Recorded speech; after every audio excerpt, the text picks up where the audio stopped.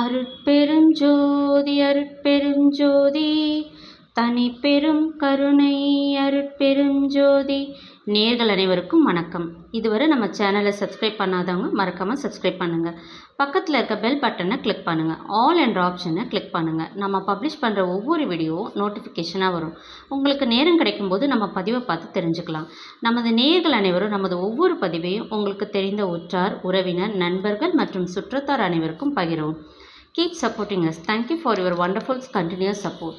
இன்றைக்கு நாம் பார்க்க போகும் பதிவு மார்கழி மாதத்தின் 12ஆம் நாளான இன்று ஆண்டாளின் திருப்பாவை பாசுரத்தின் 12ஆம் பாடலையும் அதன் விளக்கத்தையும் இனி நாம் காணலாம்.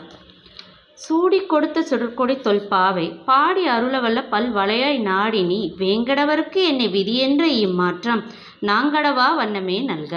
அதாவது பூமாலைகளை முதலில் நீ அணிந்து அழகு பார்த்த பிறகு ஸ்ரீவில்லிபுத்தூரில் உள்ள இறைவனுக்கு கொடுத்த ஒளி வீசும் கொடி போன்றவளே, பழமையான பாவை நோன்புக்குரிய பாசுரங்களை பாடி அருளியவளே, பல வளையல்களை அணிந்தவளே, திருவேங்கடத்தில் கோயில் கொண்டுள்ள இறைவனுக்கு என்னை தருகே என்று நீ ஆராய்ந்து கூறினாய். நீ கூறிய சொல்லை நாங்கள் மீறாது பாவை நோன்பு நூற்கு அருள் புரிவாயாக.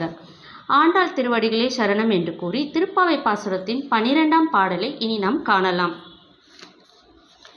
கனைத்திலங்கற்றெருமை கன்று கிறங்கி நினைத்து முளை வழியே நின்று பால் சோர நனைத்தெல்லம் சீராக்கும் நற்செல்வன் தங்காய் பனித்தலை வீழ நின் வாசர் கடைப்பற்றி சினத்தினால் தென்னிலங்கை கோமானை செற்ற மனத்துக்கினியானை பாடவும் நீ வாய் திறவாய்.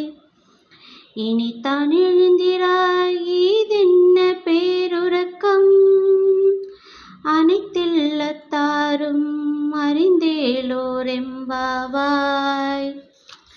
அதாவது பசியினால் கதறி திரியும் தங்கள் கன்றுகளை எண்ணிய எருமைகள் தங்கள் மடியில் சொரியும் பாலை சிந்தியபடியே அங்கும் இங்கும் செல்கின்றன. அவை சொரிந்த பால்கள் இடையர்களின் இல்லத்தை நனைத்து சீராக்கும். இந்த அளவுக்கு விடாமல் பால் சொரியும் எருமைகளுக்கு சொந்தக்காரர்களான செல்வந்தனின் தங்கையே, மார்கழி மாதத்தின் கொட்டுகின்ற பனி எங்கள் தலையில் விழ உனது வீட்டு தலைவாசல் கதவை கையால் பிடித்து கொண்டு நிற்கிறோம். சீதையை கவர்ந்து சென்ற கோபத்தால் தெற்கு திசையில் உள்ள இலங்கைக்கு தலைவனாகிய ராவணனை கொன்ற ராமனின் புகழை நாங்கள் பாடிக்கொண்டிருக்கும் போது நீ உனது வாயை திறக்காமல் இருக்கிறாயே. இனிமேலாவது எழுந்திரு. இது என்ன பெரிய உறக்கம்? நாங்கள் உனது வீட்டின் முன் நின்று உன்னை அழைப்பது எல்லா வீட்டுக்காரர்களுக்கும் தெரிந்துவிட்டது. இதுவே திருப்பாவை 12ஆம் பாசுரத்தின் பொருளாகும். மார்கழியில் எழுந்து குளிர் தாங்காமல் வெந்நீரில் குளிப்பவர்கள் எல்லாம் இவர்கள் படும் கஷ்டத்தை உணர வேண்டும். கீழே பால் வெள்ளத்தால் குளிர்ச்சி, மேலே பனியின் குளிர்ச்சி, இத்தனையும் தாண்டி இறைவனி அடியே எத்தனிக்கிறார்கள் இவர்கள். அதாவது எருமையும் தனது கன்றுக்குட்டிக்காக இரக்கம் கொண்டு பால் சொரியும். ஆனால் மானிட பிறவியில் பிறந்துவிட்ட உனக்கு எங்கள் மேல் இரக்கம் இல்லாமல் போய்விட்டதே.